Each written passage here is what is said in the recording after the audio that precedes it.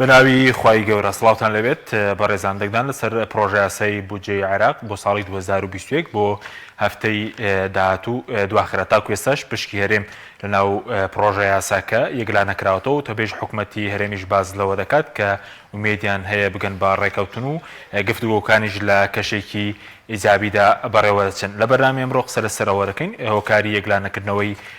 پشکی هەرێم لە پرۆژە یاسای بودجێی عێراق چییە و ئایا هەفتەی داهاتوو بەبێ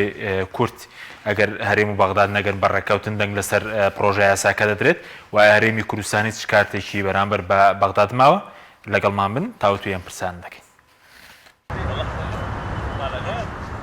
بەهۆی یەکلانەکردنەوەی پشکی هەرێم دەنگدان لەسەر پرۆژە یاسای بودجێی عێراق دەکەوێتە هەفتەی داهاتوو.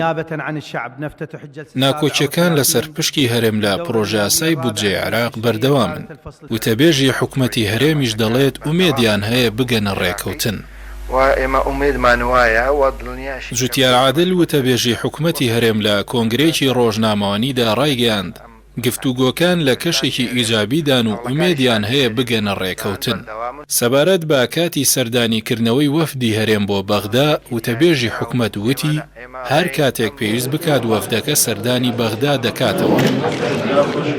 بە گوێرەی زانیاریەکان لە ناو ماڵی شیعە ناکۆکی سەبارەت بە دۆسەی نەوتی هەرێم هەیە و هێشتا فراکسیۆنە شیعەکان هیچ دەقێکی جێگرەوەیان بۆ دەقەکەی حکوومەتی کازمی لەبارەی دۆسەی نەوتی هەرێم ڕادەستی لیژنەی دارایی نەکردووە.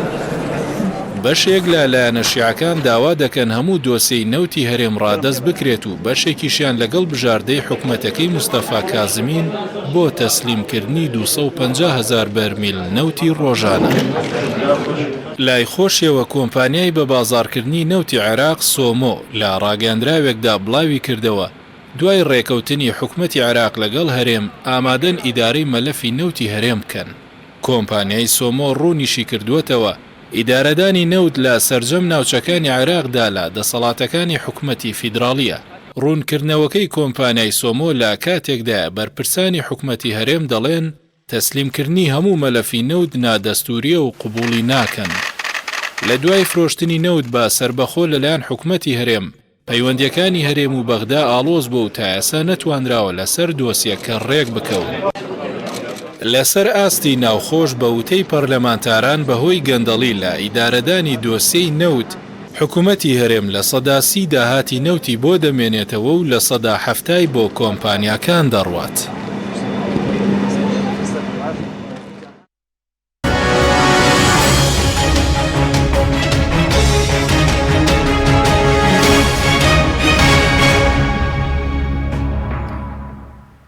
جارێکتر سڵاوتان لەبێت بینێرانی بەڕێز بۆ قسەکردن لەسەر ئەم پرسە میواندارێک لە بەڕێزان دکتۆرە تافگە ئەحمەد پەرلەمانتاری پێشوو عێراق لە سودۆی سەرکێڕوا لە هەولێر و دکتۆر سامان شاڵی شارەزای ئابووریمان کردووە. سوپاس بۆ ئامادەبوونتان. دکتۆر گەسەرتە لە بەڕێستانەوە دەست پێ بکەین بە بۆچوونی بەڕێزت هۆکاری درەنگ کەوتنی دەنگدان لەسەر پرۆژە یاسای بودجێی عێراق بۆ ساڵی 2021 بۆچی دەکرێتەوە لە کاتێکە خەریکە 3 مانگ لە 2021 دەڕوات. پێشێکی سپاس بۆ تۆ، سپاس بۆ بینەرانی کەناڵی پەیام و بۆ ستافی کەناڵی پەیام. بەڕاستی ئەمە وەکو تەوان کە گوێمان لێ بێت لە قەناتە عەرەبیەکان کە خۆشیان و هەموو حیزبیەکان ئەڵێن بۆ ئەم گرێکوێرەیە. ئەم گرێکوێرەیە کە بەدەستی ینی بڵێن یاسایەکە کە نەتوانی تۆ ئەمە حەل بکەی ماناوەیە تۆ هەدەفی هەرێمی کوردستان لێرەیە من ئەوەی کە بە بۆچوونی من بێت نە کوردستان ئەوێت ئەم پرۆژە یاسایە لەگەڵ عێراقا ڕێبکەوێنە عێراقیژێوێت لەگەڵ هەرێمی کوردستانە ڕێبکەوێت. ئەگەر ڕوونی کێو هەردوو لا بەڵێ هەرێمی کوردستان قەزێکە ئەوێ بیکات بە دەستکەوتێکی سیاسی گەورە بۆ خۆی کە بڵێ من باڵدێن کە ئێستا پشتی قایم کردو بەچی بە بەرزبوونەوەی دۆلار لەگەڵ بەوەی کە داهاتی نەوتەکە زیاکات بە حقەتەن. یعنی تۆ لەو پێشەگەر هەرێمی کوردستان بۆ نمونە نەوتی فرۆشت بێ بە $30 ئەمڕۆ ئێستا $30ەکەی خۆی بە 145 کە لە بازاڕەکانی جیهانە بێتوانێت فەرقێکی زۆرە یعنی لە پارەی دۆلارەکەیە. ئەمە وەکو شتێک بۆ غڕابوونی هەرێمی کوردستان ئەوێ قەزێکە بکە بە قەزەیەکی سیاسی کە خۆی قەزەیەکی قانونیە. یعنی بودجە خۆی بریتە لە چی؟ بودجە بریتە لە داهاتەکان، لە ئیراداتە، لە نەفەقاتە، لە عەجزە، لە قەرزە. یعنی ئەم چوار شتە لە ناو بودجە هەیە. تۆ ئیستحقاقێکی ئیداری لەوەی کە خۆت تەڵەب لێ ئەکرێت بیکە بەڵدێنکە با مقابلەکەی وەرگری واجباتەکانی خۆت بکە با مقابلەکەی وەرگری بەڵام هەرێمی کوردستان نایەوێ ئەمە بکات چونکە ئەمە لە لایەکی ترەوە عێراق باش لەسەر عێراق شت دەکەین بەس بەرزبوونەوەی نرخینەوت کەم ڕۆگەشت و بە 66 دلار بۆ بەرمیلێک هیچ کاریگەریەکیە لەسەرەوەی کارێم و بەغدا لە ڕێکەوتن دوور بکەونەوە بڵێ یعنی خۆی ئێستا هەرێمی کوردستان بە خەیاڵی خۆی وا ئەزانێ کە چونکە دووسێ هەیە لەسەر نەوتەکان ئەوانەی کە لە بواری نەوتا زۆر شارەزان بە حەقت من یەکێک لەوانەیە کە لە شەفافی نەوتی ئەوانەیە کە ڕۆژانە لەوێ وانەیە کە تەقاریرەکان ئەنووسێ مانگانە ئەنووسێ یا شەقینە بێ لە ڕێگەی ئیمێڵەوانی لازال پێمەگات تۆقاتی هەرێمی کوردستان نەو دەڕوا بەرەو 75 ئەگەر بچێتە 75 جوانی هەرێمی کوردستان پێویستی بە بەغدا نابێت بۆ پێدانی موچە هەر بەبێ ئەوەش پێویستی پێ نابێت لەم حاڵەتە ئەوێ داهاتەکان بۆ خۆی بێت هەمووی یعنی ئەمە تەسیرەکاتە سەر پارەکە زیاکات بۆ هەرێمی کوردستان داهاتی نەوت فرۆشتنەکەی زیاکات ئەمە جانبێکە کە هەرێمی کوردستان نایەوێ بڵێ ئەی وەکو عێراق بۆچی پێدوان نایەوێت هەرێمی عێراق بۆ نایەوێت ڕێ بکەوێت چونکە ئێمە ئەگە سێری موازنەکە بکەین موازنەیە کە بریتە لە کۆمەڵێک یعنی بەڕاستی قەرزیتیایە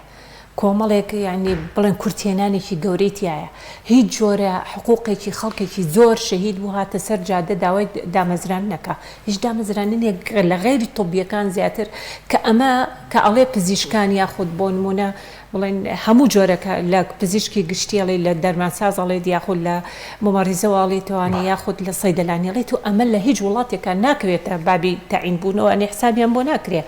چونکە ئەوە فیئەیەکن بەپی پێداویستی نەخۆشخانەکان بەپی پێداویستی خەڵک لەگەڵ زیادبوونی ژماری خەڵکە ئەمانە ئەبێ زیاد ببنوانێت دامەزێت چونکە ئەوە ڕێژەیەکی ینی بڵێن تۆبیانەیەک دامەزرانەکان ناچێتە ناو دامەزرانی بۆ نمونە مامۆستایەک یاخود بڵێن فەرمانبەرێکی تر یا لە هەر شوێنێکی ترابێ وەلو مامۆستاژە بێ بە پێی عەدەدی خوێنکاران بێت تا عەدەدی خوێنکار زیابکە بێت دامەزرانی خوێنکار زیابکە بەڵام فیئەی پزیشکی جیاوازە لە غێری ئەوە زیاتر مەطالبی شارعیتیان نییە ئەگەر من موازنەکە هەل لا یەکەم جارەوانەیە کە بە هەموو قانونەکانی و هەتاوەکو ئێستش کە ڕۆژانە بڵێن ڕژنووسەکە گۆڕانکاری تیاکرێتەوە متابعەیەکەمەوانی هیچ مەطالبێکی خەڵکی عێراقیتیان نییە خاصەتەن مەعارەزە تەنیا ئەوەیە کە بڵێن دەوڵەتە پێویستی بەوەیە کە موازنەی هەبێت جا لێرێ ئەمە ئەم دوو فاقیە لە بینی هەرێمی کوردستان و لە بینی حکوومەتی عێراقیە کێتیاچێ هەم شعبی عێراقی چونکە هەموو مەشارێع ئیستیسمارەکانەوە ستێ ناتوانێت حکوومەتی عێراقی سەرفیکە لەم لاشەوانەیە بە دوو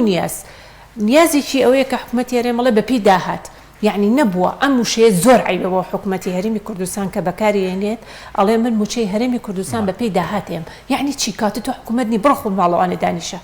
یعنی کەسێکی نەخوێنەواری نێکن بێ چەندم دەستکەوت تەوزیع یەکەم ئەمە ئەوە ناگرێت کاسبکارێک کە بەیانی ئەڕا بۆ بازار هیچی لە گیرفانان نییە ئێوارەکە چەندێ هاتوانێ مناڵەکانی ژنەکەی خێزانەکەی بێ قەناعەتکەن تۆ خێزان نیت تۆ دەوڵەتیت تۆ حکوومەتی بەپێی داهاتم بەپێی خەرجەکان یعنی یا بڵێ بەپی ئەوەی کە من چەندێکە بم بۆ خۆم چەندێکە ئێمەوە بە ئێوە یعنی کەواتە ئەمە ناگرێتە بابێت دەوڵەتداریەوەوانە بەڕاست دواتر دەگرێم وڵات سپاس دەکەم دکتۆر سامان سوپاس بۆ ئامادەبوونی بەڕێزیشت پێدوایە هەرێم و بەغداد دەگەن بە ڕێکەوتن ئەمڕۆ وتەبێژی حکوومەت باسی لەوە کردبوو کە ومێدیان هەیە بگەن بە ڕێکەوتن گفتوگۆکان لە کەشێکی جیابی بە قسەیە و بەڕێوە دەچن پێشەکەی سڵاو بۆ ئێوە بۆ بینەرانی پامی قەناتی پەیام و بمیانە بەڕێزەکەت بەڵێ من بە قەناعەتی من هەریەم هەوڵجارە کە چۆنەڵێ ئەوانەی لە پەرلەمانی عێراقن بە هەموو جیاوازەکانی کورد هەمووی ڕێکن لەسەر ئەوەی کە ڕێکەوتن هەبێ لە بینی هەرێم و حکوومەتی فیدراڵە و هەرێمیش طبعاً ئەوێ ئەمە ببێت چونکە ناتوانێت ئەو پشت ببەستێ بە بەرزبوونەی نەوت ئەمە کە ئەیبینی ئێستا ئەمە کاتیە هەر ناڕاتە سەرەوە چونکە ئێستا موجەیەکی سەرما لە عالەما گرتوێتەوە لە ئەمریکا لە بەتایبەتی لە تەکساس ئینتاج وەستاوە شت وەستاوە ئێستا ڕۆژانە ئەمریکا 2 ملیۆن بەرمیل زیاترە کرێ لە باتی ئینتاجیکە ئەیکرێ لەبەر ئەوە ئەمە کاتیە تاکون وەسعەکە نەختێک ڕۆین بەرەو بڵین بەهارەوە ئەمە ئەوەستێت ئەم تەڵەب و عەرزە کەمترە بێتەوە لەسەر لەبەرەوە حکوومەتی هەرێم مغامرە ناکە بە قوتی خەڵک لەسەر ئەوەی کە بڵێ نەوت بەرزە بێتەوە و ئەمان ئامادەی خۆیان شانناوە وەکو تەبێژی حکوومەتی ژووتی کە گوایە ئەوان هەموو شتێکی دەستوری پابندن و هەموو ئەندامانی پەرلەمانی کورد لە بەغا داوا لە حکوومەتی هەرێمەکەن بابند بن بەڵام ئەوەی کە کێشەکەیە کێشەکە لە بەغایە زیاتر بۆ عربەکان بڵێن بەڕاستی کوتلەی شیعە با بڵێن بە تەحدیدەن منافەسە هەیە لە بینی خۆیانە بەرەو انتخابات دەڕۆن مزایدە لەسەر یەکەکەن قسمێکیان رازین بۆ ئیتیفاقی کە حکوومەت کردوێتی قسمێکیان نا مزایدەکەن ئەڵڵا بێ هەموو نۆتەکەمان تەسلیمکەن ئێستا گەشونەتە حەلێکی ناوەڕاست کە گوایە نەوتەکەت تەسلیم کرێ بەڵام مەساریفی لە دەرچیە ئەوەی کە پێویستیە بۆ ناوخۆ ئەوەشی لێ ببڕێ مەساریفی نەوتی باقیەکەی تەسلیم کرێ کاتەوە هەر 250,000 بەرمیلەکە ئەوەی لە پەرلەمانی عێراقا کرێ ئیمڕۆ نادەستوریە بۆ لەبەر ئەوەی کاری ئەندامانی پەرلەمان ئەوەیە حکوومەت گفتوگۆکە لەگەڵ هەرێمە لەگەڵ وەزارەتەکانە لەگەڵ محافەزاتەکانە بوجە حازرەکە کە بوجەی حازر کرد هەموو شتێکی تەواو کرد اینجا ئەنێرێ بۆ پەرلەمان کاری دووشتە ڕقابیە و تەشریعیە لەبەر ئەوان بۆیان نییە فەرز و فروز بخەنە سەر بوجەی عێراق ئەم فەرز و فروزەی کە داهێنێن ئەمە یاسایی نییە بەڵام بەس دژی کووردە بۆ ئەوەی محاولە بکەن لە جادەی عێراقیە دەنگی زیاتر مزایدە بکەن چونکە ئێستا مەسەلەی کورد لە جادەی عەرەبیە و بە تایبەتی لای شیعە بۆ بە چۆنەڵی ئەوەی کە جلی پێشەماعەیە کە جلی پێ هەڵەواسن فەشەلی خۆیان سەرکەوتنی شکستی خۆیان هەموو بەسەر کوردایە چونکە ئەگەر مقارنەی بەم کەم و کوڕێ کە هەیە لە هەرێمی کوردستانە بەم کەم و کوڕێ هەیە بەم بڵێن گەندەڵی کە هەموو عالەم بەحسێکە مقارنەی هەر شارێکی ئێمە بکەین لە کام شاری ئەوانە عەرز و عاسمانی فەرقە خۆ ئێمە نین بەسڕا و عمارە و دیوانێ و نەجەف و کەربەلا و حلە و کووت و بەغا ئەبێن بەڕێگاوە خۆیانن دەفەرموو بزانە مەکتەبەکانیشان ئیستاش لە قوڕ دروست کراوە چ خستەخانەیەکی تازایان کردو ڕێگاوبانی تازە کارەبا ئاو نییە بیخۆن دکتۆر کاکە ئەمانە فەشەلی خۆیان ئەیانەوە بۆ کورد باشە ئەوەی کە بەڕێز وتت لە ناو ماڵی شیعە دابەشبوون هەیە لەسەر دۆسەی نەوت دەتوانی بۆ ماڕوون بکەیتەوە دابەشبوونەکە چۆنە بۆ نمونە سەدر هەڵوێستی چۆنە عامری هەڵوێست چۆنە مالکی چۆنە بڵێن ڕەوتی حکمەی نیشتیمانی چۆنە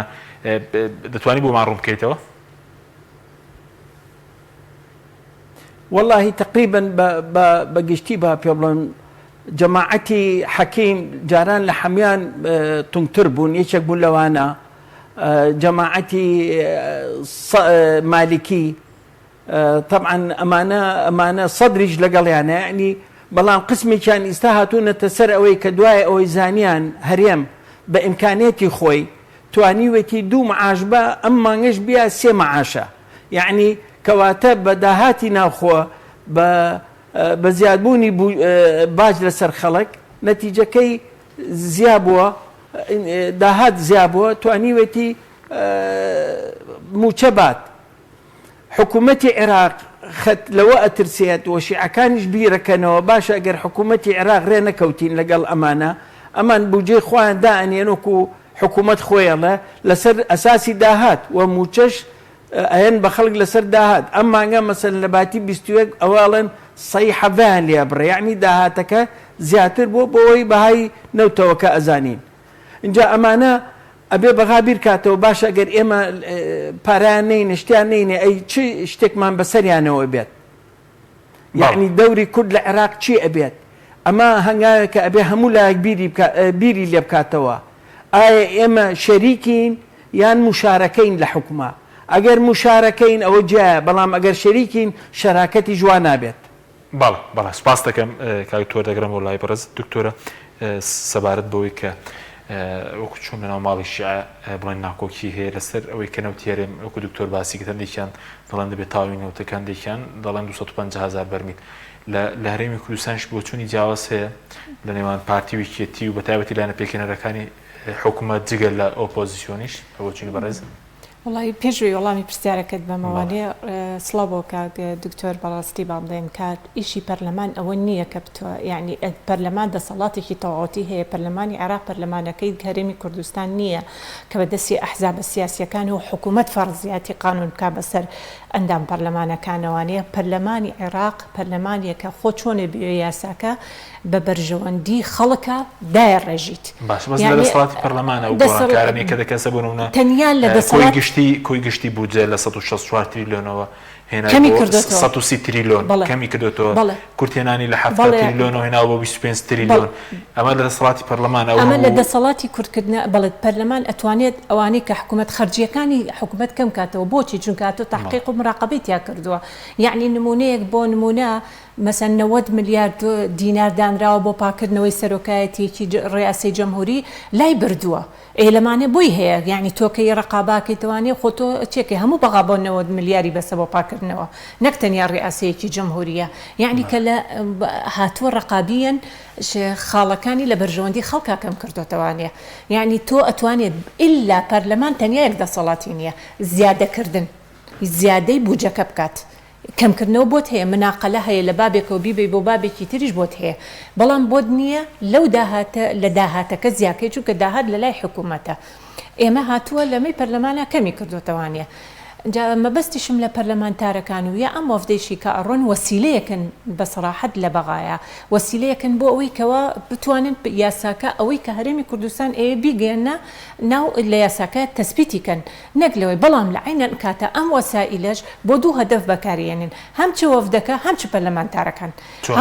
پەرلەمانتارەکان بەڕاستی خۆ لە زۆربەی شاشەکانەوانێ پەرلەمانتارەکان بە تەمای خۆڵبژاردنەوەن یعنی چ بە گروپە تازەی کە دروست بۆ چ بە یەکێتیەوە چ بە پارتیەوە چ بەوانەی مەعارەزەکانی تریشەوانێ هەر یەکەیان انتخاباتێکە بۆ خۆی وەک وەرەقەی بۆی کە لە دواییە بڵێ وەڵا بۆ نمونە هیوا بڵێ من کردم یەکێتی بڵێ من کردم پارتی بڵێ نەخێر من کردم ئێستا بۆ نمونە مەسەن سەرۆکی وەفدەکان هەمووی بە سەرۆکایەتی کە قوبادە یعنی کە تا ئێستا کاک مەسرور نەڕۆشتۆتە ئەوێ ئەگەر بێت و حەلەکە لە ئەخیرا بۆ لەحزەی ئەخیر ببێ ئەو بچێت و حەل ببێت ئەبێ بە دەستکەوتێکی گەورە بۆ مەسرور بارزانی کەواتە سیاسیە یعنی ئەمە خۆی فەقەرەی قانونیە بەڵام ئەیانەیە بیکەن بەوەی کە ناکۆکی ئێستا لەناو هێزە کوردیەکان سەبارەت بە نەوت بەڕێکەوتن لەگەڵ بەغداد بەڕاستی خۆی ناکۆکی هەیە بۆچی یعنی بۆ نمونە خەڵک ئەبێ ئێمە لە هەرێمی کوردستان چۆن ڕفراندوم کۆمەڵە کارەسات ڕوویە ئەبێ کارەساتیش ڕووبەدە بی لەو کارەساتانش بکەینەوە کە عێراق هەرێمی کوردستان لەگەڵ عێراق ڕێنەکەوێ نمونەی بچووک مەسەن یەکێتی نیشتیمانی بێت لەوە کاتەوانەیە لە حکوومەتی داهاتووترا ئەگەر لەم بوجەیە ڕێنەکەون بەتەئکید سەرۆکۆمار نایرێتەوە بە کورت کە ئەمەش وەکو حسەیەکە ئیراوە بە یەکێتی چەندین ساڵە لە بەڕێز مام جەلالەوە کە شخصێکی دیبلۆماسی خۆعافریکا کاریزمایەک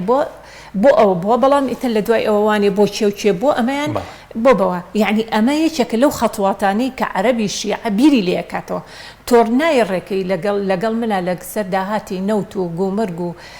هەموو جۆرەکانی تریا یەک لەگەڵ بەستنیا چیم لەگەڵاکەیتوانێ وەزیرە دەوێت سەرۆکۆمارە دەوێت جێگری پەرلەمان دەوێت نایکەم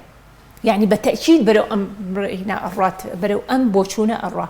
بێجگەلەوە کۆمەڵی مەشاکلی تر ڕوئەیاتیایە یعنی تۆ ئێستا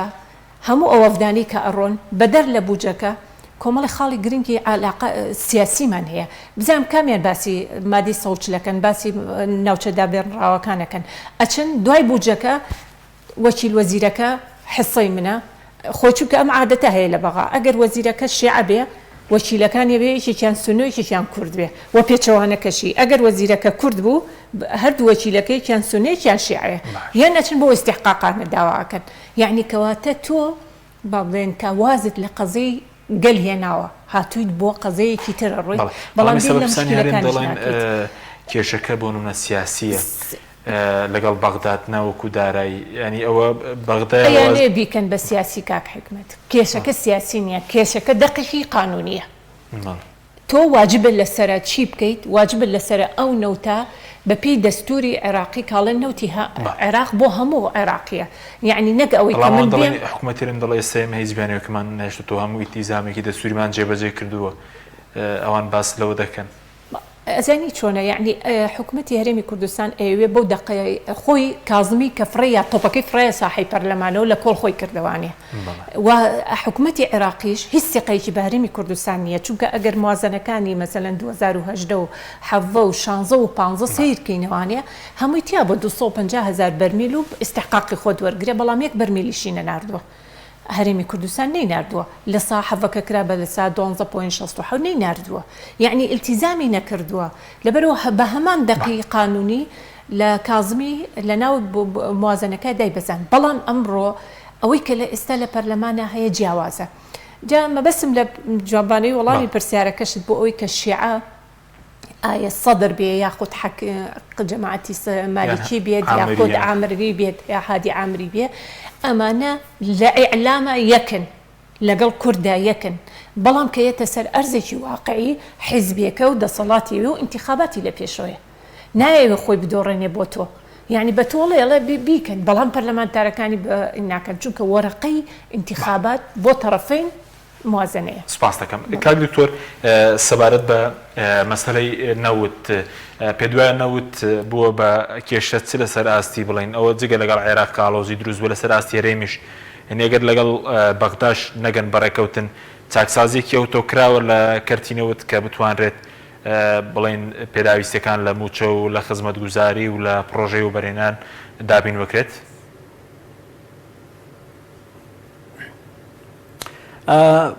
با پێشەکی پێش وڵامی ئەو سوالە و بەمەوە حەزەکەم بە دکتۆرە بڵێم تارق حەرب کە یەکەم یاساناسی عێراقە ئەڵێ ئەمەی کە پەرلەمانەی کە ئەم شەرت و شروتێکی خاتە سەر هەرێمی کوردستان دوای ئەوەی کە مفاوەزاتی کردووە لەسەر نایاساییە لەبەرەوە من لەگەڵ ئەوام کە زۆری یاساناسی تریش کە ئەڵەن ئەمە نادەستوریە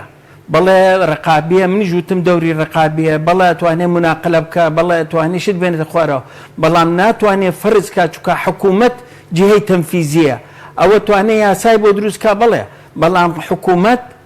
حکوومەت جهەتی تەفاوزە بەڵام بەداخەوە ئێستا ئەچنە پەرلەمان لەگەڵ پەرلەمانە تەفاوز دەکەن ئەوە هەنگاوە غەڵەتەکەی لەبەر ئەوە پیشانیە کە هەرێمی کوردستان ئامادەیە بە هەموو نوعێک ڕێبکەوێت لەگەڵیانە و ئەگەر حکوومەت وەکو جەناب وتێ پابەند نەبووە قسەکەم پێ نەبڕیت ڕجاکەم قسەم پێ مەگرە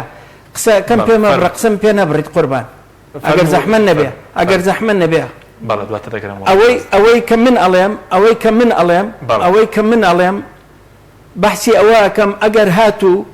کورد بە پابەند نەبوو وەکو ساڵانی پێشووتوو کە من لەگەڵیانە بووم ئەبواە پابەند بوونایە وەزعی ئەمە باشتر ئەبوو و بەحسیشم کردووە من لەگەڵ ئەوام کە نەوتەکە تەسلیم کرێت یعنی بە پارە بێ یان بە کەمیە بێ بە هەج نەوعێ بێ پابەند بن بەو تەسلیمەوە ئەگەر کورد پابەند نەبوو زۆر بە ئاسانی ئەتوانێت پارەکەی لێ ببڕێ وەکو ساڵانی تر ئەمەی ناوێت یعنی مەسەلەکە زۆر گەورە بێ و حکوومەتی هەرێمیش ئەزانیە کە حکوومەتی عێراق هەموو شتەکانی لێ ئەبڕێت لەبەر ئەوە مەسلحەتی کورد هەر لەوە نییە لە مەسەلەی نەوتەکە ئێمە مەسەلەکەمان زۆر بچوو کردوێتەوە ئەی مەسەلەی مادەی 140 مەسەلەی شینگا لە مەسەلەی هەموو شوێنەکانی ترە ئەی مەسەلەی تەعاونە لە سەحایە لە تعلیمی عالیایە لە شوێنەکانی ترایە لە کشتتوکاڵایە پارەی مزارعەکانیشمان ئێشتام لەوێن یعنی زۆر شت هەیە ئەبێ پەیوەندی بکەین لەگەڵ عێراقا نەوەکو هەر مەسەلەی مەساڵە پێنج وەکیل وەزیرمانێت تاکو ئێستا حکوومەتی عێراق موافق نەبوو تەعینیکە بێنەوە سەر سوالەکەی جەنابێ بینەوە سەر سوالەکەی جەنابێ طبعا هەرێمی کوردستان فایلی وەکو دیلۆیت بڵاوی کردەوە زۆر کەم و کوڕیتایە زۆر ئەتوانێت چاکسازی تیاکراوە تابکرێت چکان مەساریفەکە زۆرە لەوەی کە داهاتمان بۆیێت ئەگەر ئێمە سەیری 2019 بکەین وەکەوەی کە شیم کردوێتەوە ئەگەر ئێمە ئەو ملیار و نیوەی کە وەرمانگرتووە وەکو قەرزی پێشەکی بەڵێ مەساریف ئەکاتە دەوری 168.5 خەڵکەکە 130 سافیفان بۆ بێتەوە دوای و مەساریفی لێ دەرکرا ئەمە خۆی لە خۆیان مەترسێکی گەورەیە ئەبێ لە داهاتە لە فەقەرەیەکە کە تقریبا 781 میلیارد دۆلار خەرجیات هەیە ئەمە ئەبێ هەمووی کەم کرێتەوە ئەبێ حکوومەت خۆشی دەسیاوتە ئەو فایلە بەڵام ئەبێ بزانین چەندی لێکەمەکاتەوە ئەچێتەوە مفاوازا دەکات لەگەڵ شەریکاتی هەموو شەریکاتەکانی کە معنیە بۆ ئەوەی بێنێتەوە تەقریری دیلۆیت دووسێشتی تایە کە زۆر گرنگە خەڵک بیزانە دووشتی پیشان ناوە خۆی بە سێ جۆر ئەم نەوتە ڕوات یەکێکیان بە پایپەکانەوە بۆ تورکیا بۆ ناوخۆیی بۆ فرۆشتنی ناوخۆیی یەکێکیش ئەیا بە حکوومەتی هەرێم بۆ وەزارەتی سامانە سروشتەکان ئەوە تقریبا 8 میلیۆن بەرمیلە ئەو هاتووە دیلۆیت بەحسی 1 و 2 کردووە بەحسی هەشتەکەی نەکردووە و هەروەها ئەو ملیار و نیوە کە قەرزما وەرگرتووە لەگەڵ تقریبا 266 بەرمیلیکە 292 میلیۆنیکە داهاتی غێرنەوتیە ئەویشی خستۆتە ناو مەساریفەوە کە دەری کردو لێوێ مەساریفەکەی کەم کردوێتەوە ئەوانە داهاتن ئەبێ لەگەڵ داهاتەکانی کە ئیزافە بکرێت کە ئەچێتە سەر و 10 میلیار دۆلار یعنی 10 تریلیۆن دۆلار یعنی ئەمە خۆی ئەبێ ئەو بەو شێوەیە حسابکرێ بەداخەوە بەو شێوەیە نەیکردووە هیوادارین لە 2020 ڕێکی بخاتەوە بۆی معادلەکە جوانتر دەرچێ خەڵکەکە جوانتر لە ریپۆرتە تێبگا ئەوە لەلایەکەوە لەلایەک دکتۆر دواتر دەگەڕێم وڵات لەلایەکی تریش بەڵێ دواتر دەگەڵم وڵات قسەی زیاتر دەکەین سوپاس دەکەم دکتۆرە گۆرەم وڵای بەڕێزت سەبارەت بۆی کە ئێستا بڕیاری ڕێکەوتنەکە لای کێ لە هەرێم شان دەکە بڵین پەرلەمانتاران لەگەڵ بەغداد کێ بڕیار لە ڕێکەوتن لەگەڵ بەغداد یاخود ڕێک نەکەوتن هەردوو خۆی ڕێکەوتن بەڕاستی لایەکێتی و پارتی و ئەوەی ئێستا گۆڕانەکە لە حکوومەتان ئەم سێنە بەڵام بە تایبەتی ڕێکەوتنەکەی مەلەفی نەوت لە لای مەسرور بەرزانیە بە حەقەتەن یعنی مەلەفی نەوتەکە لە سەدانەوەی لای ئەوە لە سادی لە لای یەکێتیە و باقیەکەی تری بڵێن گۆڕان وەکو مشارەکەیەکە لە حکوومەتەکەیە بەڵام ئەگەر باسی مەلەفەکە بکەین چونکە ئەمە کێشەکەی کێشەی نەوتە لەگەڵ عێراقا لە لای بەڕاستی بڵێن پارتی دیموکراتی کوردستانە بالئەخەص نەک مەسرور بەرزانی مەسعود بەرزانی خۆی چونکە بەڕاستی ئەوەی کە من ینی ئەیبینم لە ساحی سیاسیە چ نێچیروان بەرزانی و چ مەسرور بەرزانی خاوەنی دەسەڵات نین خاوەنی قسە نین ئیلا ئەگەر بێت و لە پشتی پەردەکەوانێ ئەبێ مەسعود بەرزانی بڵێن قرارات باتەوانێ بەسەر ئەوانە تەنفیزەکرێ بۆ دۆخی ئێستا شەروای یعنی بڵێن ڕەنگە ئێستا ئەگەر پارتیەک لێ بپرسیتەوەڵێ مەسعود بەرزانی وەکو دانیشتووە وەکو قیادەیەکی سیاسی پارتی دیموکراتی کوردستان نا بەڵام من بڵێن بە هەر بە نسبەت بڵێن ئەحزاب سیاسیەکانی کە لە عێراقەوەیەن پێش مەسرور بەرزانی ئەبێ بچنە لای مەسعود بەرزانی یعنی بەڕاستی یعنی تۆ ئەگەر من کەسێکی سیاسی بم لەناو حکوومەتان نەبم چۆن تەلەفۆنەکەم مەسەلەن بۆ هادی عامری یاخود بۆ حەکیم یاخود بۆ مالیکی یاخود بۆ هەر کەسێکی تر کەواتە وەکو حیزبی بەزاسەین دەست پێش هەریە لەگەڵ سەدرە تەلەفۆن کە لەگەڵ هادی عامریە بڵین ئێکەواتە تۆ دەسەڵاتەکەی هی خۆتە ئەی بە حکوومەتەکە یعنی کاتە تۆ دەسەڵاتداری نەک حکوومەتەکە و چونکە ئەگەر ئەو تەلەفۆنە دوو شخصی معنی هەیە لێرە سەرۆکی هەرێم لەگەڵ سەرۆکی حکوومەت یعنی تۆ بۆ مەسەن بۆچی با بڵێن کە بۆ سەرۆکی کۆمەڵ بەڕێز مامۆستا عەلی بۆ تەلەفۆن ناکات بۆیە بۆ تەلەفۆن ناکە خۆ سەرۆکی حیزبێکە وانە با بڵێن سەرۆکی یەکگرت و مامۆستا سەلاحەدین بادین بۆ ئەو تەلەفۆن ناکات یعنی بۆ منە حیزبەکانی تر بۆ عومەری سێعەلی بزودنەوەی گۆڕان کاک عومەر بۆ تەلەفۆن ناکات کەواتە ئەمانە سەرۆکی حیزبن بەڵام دەسەڵات لە لای مەسعود بەرزانیە ناوبڕێکمانە دوات دەگرم وڵای بەڕێز بەڵاوینێرانی بەڕێز ناوبڕێکی کورت و دەگەڕێنە وڵاتە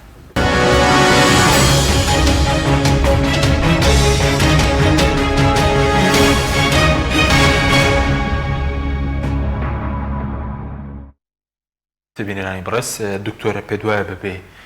ئەوەی کە لەگەڵ هەرێم ڕێک بکەون دەنگ لەسەر بدە پرۆژە یاسای بودجە؟ بەڕاستی احتیمالە مەسەلەن ڕێکەوتن خۆ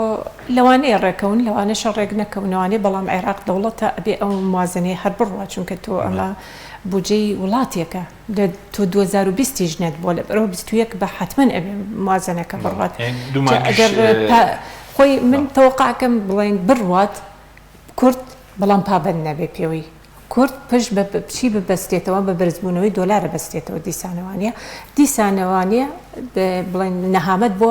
فەرمانبەران دروست دەکات ڕێزم بۆ قسەکەی کاک دکتۆر هەیە ئەڵێ ئەمە موچەی سێیە ئێمە گە 2020 حساب بکەین 5 موچەیراوە 7 موچەی فەرمانبەران فەوتاوە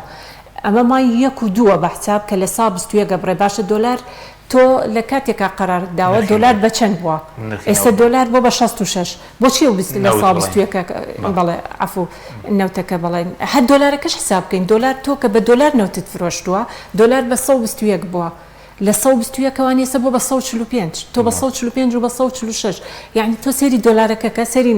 نەوتەکە بەرز بۆتەوانێ لە ئەگەر تۆ بە 30 دۆلار ئێستا بە 50 دۆلار چونکە بۆچی هەرێمی کوردستان موازنەیەکی ڕژنووسی هەیە کە نێرێتە پەرلەمان نوتی بە 50 دۆلاردا ناومانەیە 50 وەرەگریت ئەوە اعترافێکە بۆی کە تۆ 50 وەرەگریت ئەیتت بۆچی کەواتە تۆ لە سا 21 لە خەڵکە بڕیت دوای ئەوە ڕێزم بۆ قسەکەی هەیە تۆ فەرمانبەران مای 1 و 2 کە ئەگەر ئەمە وەرەگرن ئەمەی 2 دەست پێکا لە بەیانیوانە ئەی باشە قەرزی ئەو هەموو ماگانەی تر لە سەرسەری فەرمانبەران لە ساڵێکە تۆ 5 موچە وەرگرت و 7 موچەت خواردووە ئەی 7 موچەکە خۆ خەڵک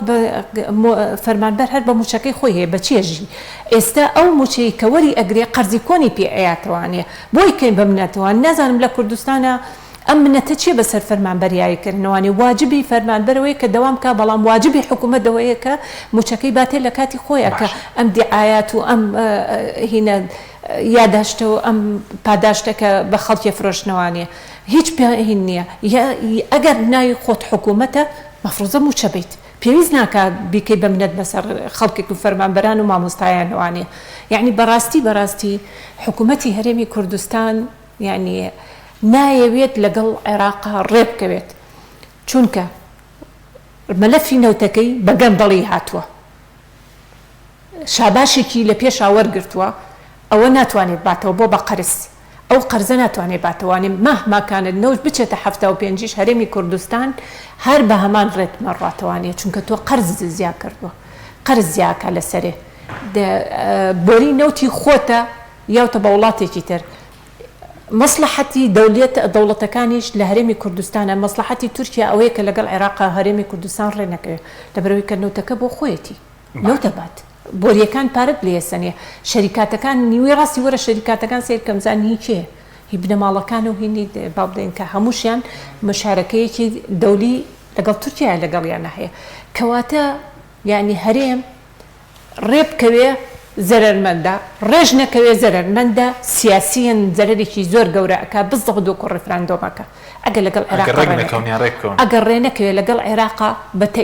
تەکید ئێمە چۆن لە پێشەوە لە ڕێفراندۆمە وتمان ناوچەکان لە دەزەی کەرکووک لە دەزەیەن خاک لە دەزەیت مەتاڕەکان لە دەزەی هەموو ئەوانی کە بەسەر کووردە هات وەڵڵاهی لەم شاشی تەلەڤیزیۆنی ئێوە شەوانێ باسمان کردو پێش ڕێفراندۆمەکە کە وتمان دەنگمەیەن ئێستاش کورد لە دەستی ئەیە سیاسیەن لە عێراقا دوو ئەوەی تر شکستەیەنیت تۆ ئێستا هاتووی شەڕی چیەکەیتوانێت کە دکتۆر پێم ئەڵێ 5 وەکیل وەزیرم هەیە لە بەغان نیان ناوێنێتێ وەکیل وەزیر بۆ چیە بەس بۆ گیرفانی شخصەکە خۆیەتی وەکیل وەزیری مالیە بۆ تۆچی بۆ پۆست پۆست گرنگ نییە هیچ گرنگ نییە پۆستەکە بۆ خەڵکی کوردستان هیچ پۆستێک لە عێراقا گرنگ نییە بۆ هەرێمی کوردستان هیچ سوودێکی نییە بۆ هەرێمی کوردستان بۆ شخصیە من وەزیرێک بم چونکە ناتوانم وەزیرێکی کورد بم وەزیرێکی عێراقیە بم ئەو قوانینانی کە لە عێراقا هەیە ئەو موازنەی کە لەو وەزارەتە هەیە بۆ منە یعنی بۆ شخص بۆ هەموویەتی ناتوانین لەبەر بۆ تاکە شخصیە هەر وەزیرێک لە سەرە کۆماری شۆ شخصیە ڕاستە بڵێن وەکو پێگەیە گەڵێن کوردێک سەرە کۆمارە فقط بەزەوە بەڵام شخصیە پەرلەمانتاریش شخصیە پەرلەمانتار ئەزانی یعنی بەڕاستی پەرلەمانتاریش وەکو کە بڵێن کە تۆ چیتە ئێوانەیە ئەتوانم بڵێم شخصیە بەڵام لە عینە کاتە یاساییە يعني تو مجرد لما مجلس النواب نيونري شي كردي هي باش يعني بلام وزير تنفيذه سپاس دەکەم یا وەکیل وەزیرێک مجرد موچەخۆریە سپاس دەکەم کاک دکتۆر سەبارەت بە مەسەلەی چاکسازی لە نەوت بێ لە خاڵی سنووری بێ لە داهاتەکانی ناوخۆ کە دەبین ئێستا ئێمە کابینی نوێم نزیک دەبێتەوە لە نزیکەی بڵین 2 ساڵ بەس هەنگاوی پێویست نەنراوە ئەگەر هەنگاوی پێویست ببنرێت بەبێ بەغداش دەتوانرێت موچە دابین بکەیت بە تەواوەتی مەبەستن. باشە بەسەر جواب دێمەوە بەڵام بەعزە شتێک هەیە ئەبێ ئیسان کە من بەحسی دووموچەکەم کرد لەبەر ئەوەی کە بە حکوومەتی عێراق نامەیەکە بۆ حکوومەتی عێراق نۆکو مافی مۆزەفین و شت مۆزەف کەس نییە بەقەدەر مۆزەف لەم وڵاتە مەزلوم بێت مافی خۆیانە داوای هەموو شتێ بکەن و کەس نابێت لە حەقی ئەوان پشگەز بێتەوە ئەوە یەک ئەو بخرا و لاوە بەچەند خۆم الحەمدوللا مۆزەفی کەسیش نیم ڕۆژێکیش ئیشم نەکردووە لە حکوومەتە ئەوە یەک دوو مەسلەی کە من ئەڵەم 5 وەکیل وەزیر دکتۆرە ئەڵە وەزیریشی ژنێ پێش وەزیر بۆ شخصیە ئەی باشە تۆ لە لایەکەوە ئەڵێ بێ پابند و لەگەڵ عێراقا ڕێکەون لە لایەکیشەوە ئەڵێ تۆ ئەو وەزاراتە و مەناسبانەش مشارەکە مەکە وازی لێ بێنە من تێناگەم من تێناگەم چیانەوێت یعنی لە لایەکەوە نەوعی قسەیەکە لە لایەکەوە دقیق بە قوربان جوابم نایتەوە ڕێگە نایم کە وەختی خۆت هات کە وەختی خۆت هات جواب بەرەوە کە وەختی خۆت هات ڕجال یەکەم ئەوە یەک دوو مەسلەی چاکسازی لەو داهاتانە کە بکرێ ئەگەر نیەت هەبێ لە هەموو لایەکەوە من لە پێش شەوتومە ئەبێ ئەم حیزبانە ڕێبکەون و پابەت بن بە چاکسازیەوە ناکرێت چاکسازی لە لایە بکرێت لە لایەکەی گوێ لە نەگرێ ئەگەر چاکسازی ڕاستەقینە بکرێت لە سەکتەری نەوتە لە گومریگەکانە لە داهاتەکانە بڵێ ئەم هەموو داهاتە کۆکرێتەوە بەشی موچەخۆرانەکە و بەشی پارەی تەشغیلی حکوومەتی ژەکات بەڵام بەداخەوە ئەم چاکسازیە ئێشتان دەستی پێ نەکردووە ئێمە کە قسەکەین هەر ئەوە نییە تاعنە بین لە خەڵک ئێمە چیمان پێیە حەلەکانمان چییە حەلەکە ئیستیسلام بین بچینە لای بەغا یانەوە تا خۆشمان ئەبێ بزانین چی بکەین لە ماڵی خۆمانە خۆ مشکلەکە ئەوە نییە یەکەم پەلەکردن لە چاکسازیە ئەوە زۆر گرنگە کە ئەبێ بکرێت شەریکات لەگەڵ شەریکاتی نەوتە بچنەوە مفاوەزات جارێکی تر بزانن مەسەلە ئەم قڕوزانە ئەم عەقدانە چۆن بێنە خوارەوە بۆی قەرزەکان کەم کرێتەوە لەسەر هەرێمی کوردستان ئەبێ مفاوەزات کرد لە هەموو سەکتەرەکانە وەکو بەحسیشم کرد زۆر مەجال هەیە لە خەدەماتێ لە هینی نەوتەکە بکرێت لە گومرگەکانە نابێ 6-10 شەریکە لە هەر سنوورێکدا میشێ لە هەر گومرگێک پارە وەرگێت لە خەڵک ئەبێ ئەمانە حکوومەت بیبا بەڕێگاوە حکوومەت بیبا تۆ ناتوانانی هەر باج زیاد بکەی باج زیادکەی لە شەریکات قەی ناکە بەڵام لەسەر خەڵک ناکرێت لەسەر معاملات ناکرێت وەختێک ئەکرێت لەسەر خەڵک و باجەیە کە تۆ معاشی تەواوی بیتە خەدەماتی بۆ حازر کرد بێت جادەوبان تەواو بێت ئەم شتانە هەمووی ڕێبخرێتەوە اینجا سیستەمی باج کاکە ئەمریکا بۆ میسالێک بۆ دێنمەوە لەسەر باجەژی ساحبی هیچ شتێ نییە بنزیخانەیەکی نییە حکوومەتی ئەمریکی لەبەرەوە ئێمەش فێر ببین کە ئەم شتانە ڕێکخرایەوە ببین مشارکی حکوومەت بین ئێمەش پارە بین بە حکوومەت باج بین بە حکوومەت لەسەر ئەو داهاتانەی کە وەرێگرین ئەوەش کاڵێ مۆجارێ کرد بە شەرتە ئەو شتانەی کەوتم لە پێشەوە ڕێکی خات ئەبێ موچە بە کامیلی بێت قەرزەکانی هەمووی وەرگێتەوە ئەو قەرزانەی خەڵک لایەتی بیاتەوە بە حکوومەت چ لە ئاوە چ لە کارەبایە چ لە قەرزی عقارە قەرزی زەواجە ئەمانە خەڵک بیاتەوە شەریکاتانە قەرزیان لای بێننەوە ئەبێ حەلمان هەبێ ئێمە نابێ هەداد نشین چاکشێکمان بەدەستەوە بێ بەم حکوومەتە بین و قسە بێن بڵێن کاکە حکوومەتی خۆمانە هەچێ بێ کووردە حکوومەتێکی کوردستانیە هەموو حیزبەکانتیان ئەو حیزبەی کە ئەڵێ من نایزانم لە نەوت و من هیچی لە نازانم و ئەوانە بۆ ماوەتەوە لە حکوومەتە بۆ دانیشتون لە حکوومەتە هەنێمە قسە لە وەزیرەکان بگرین لە بەغا ئەلێرە بۆ ناگرین یانەوە تا ئێوە شەریکی حەقیقین لە حکوومەتە دیارە شەریکی حەقیقین بۆیە ماونەتەوە بۆیە کارەکەن ئەگەر هەر مشارکن ئەتوانن وەکو حیزب کۆمەڵ و یەکگرتو و ئەوان لە دەرەوەی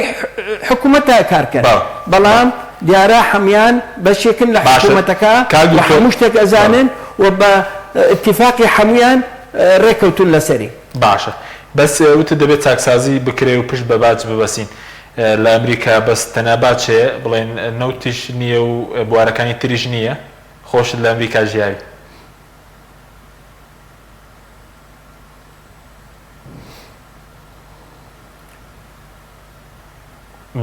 بەڵێ خۆی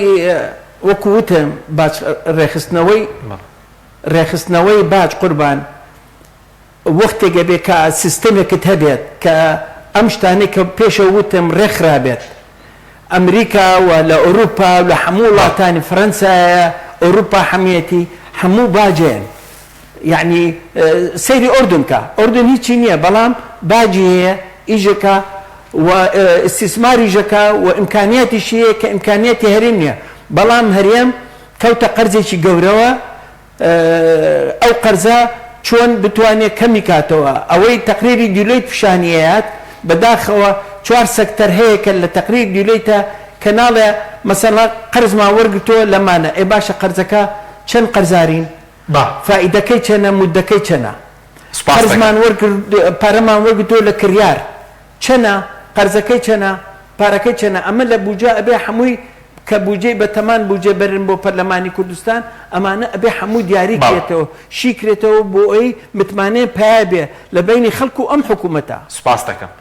دکتۆر سەبارەت بە پێدوای حکوومەت هێرێ بەبێ بەغداش دەتوانێت موچەی تاواتی بدات یاخود ئێستا هەرێ مەگەر لەگەڵ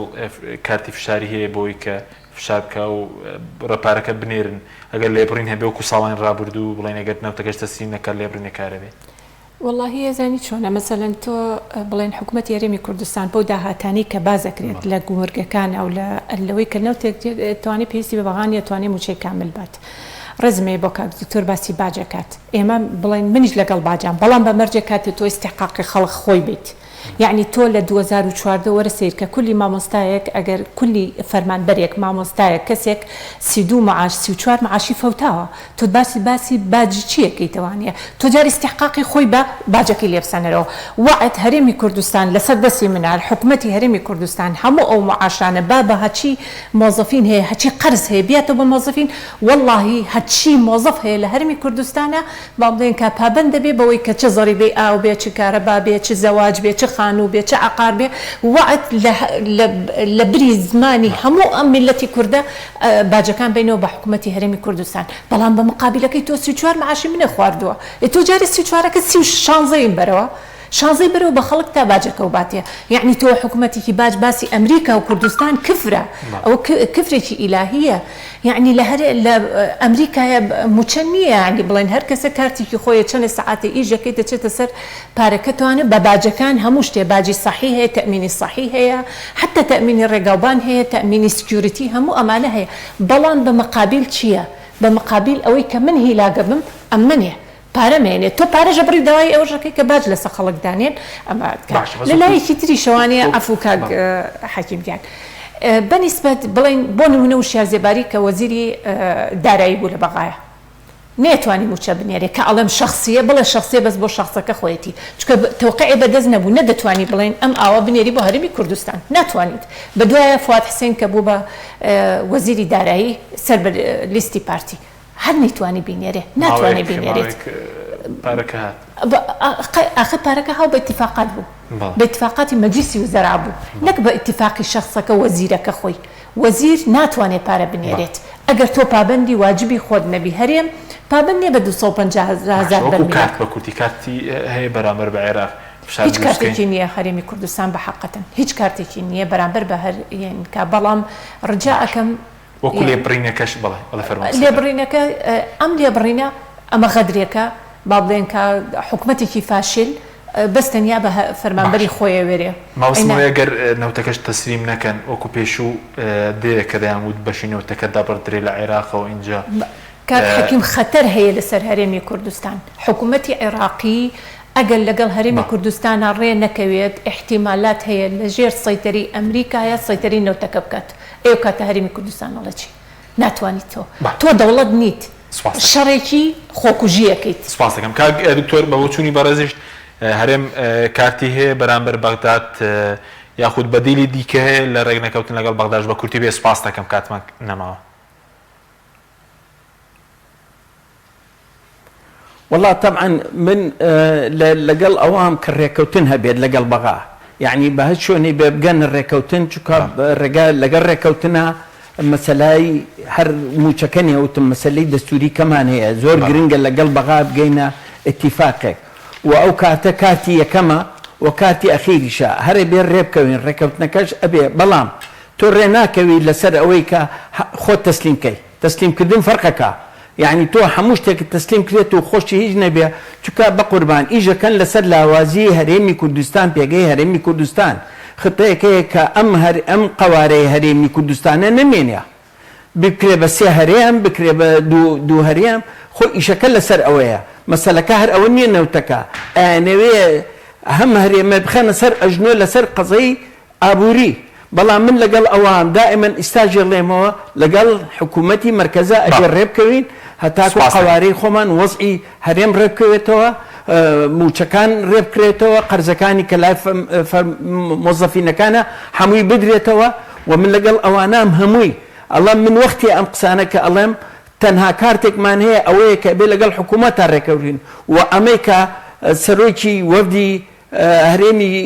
كردستان لبغاك الله إما بابندين بهموه إن الدستور كانوا كواتا يان رازنا كان كرازنا كان سبين الدر أكوية شيء راستك أو شيء دروكا بلام خلقك أبي وشيار بيت دوش تجاوز هي آية إما تسليم بون جاية وركوتن جاية شريك ومشاركة جاية من حزكم أورجوكم أخير شيء اگر با کورتی هريمي كردستان اگر نيت هبي لم حزباني لقل حكومتان ريب كون لسر ام رخصنوي ام قانوني تشاكسازيه كحمود سياناوتيه بلا امكانيات خمان معناها امكانيات معناها كموشي طوايج بين وردو ام خرسج لسر خمان لا بين بلا بديلكي بغانيه اما بديلك هر خمان ببيو بوستين بديلي بغا هر بغايا او براستي ابي لم ظروفي استا أبي بكين بلام نابي إما تسليم بين نابي حموشتكان دينا دز بغاو خوش من وكو هند هدس يعني لبكينوا أبي إماش ألترناتيف ما نبي إما بلان ما نبي أبي تبين خلقك وأزانية شو نبغى تسليم بون ببغا أو تنها حلو طواو بله سپاس دکم دکتور کاتم زور کم والله خالی با ازم کاتک تابو يعني من اگر بزنم نود بو بمال ويراني بو خوم بو ملتكم بو بقرز بوي كلا صو بستوهاش عفوا بستوهاش مليار دولار قرزارة بتسليم ببغايكم نموتو هرمي كردستان أو مسألة تسليم بونا بو أحزاب السياسيين هاي بلين من ملف يكبيت مال ويراني بو تسليمينكم براستين ملف نوت مفروض التسليم ببغا بكري بوي كخلب كويتا جي تاريخي خوشي سپاس بو هر دولتان سپاس دکم سپاس بو منیرانی برای سپاس بو کاران خواتان لگا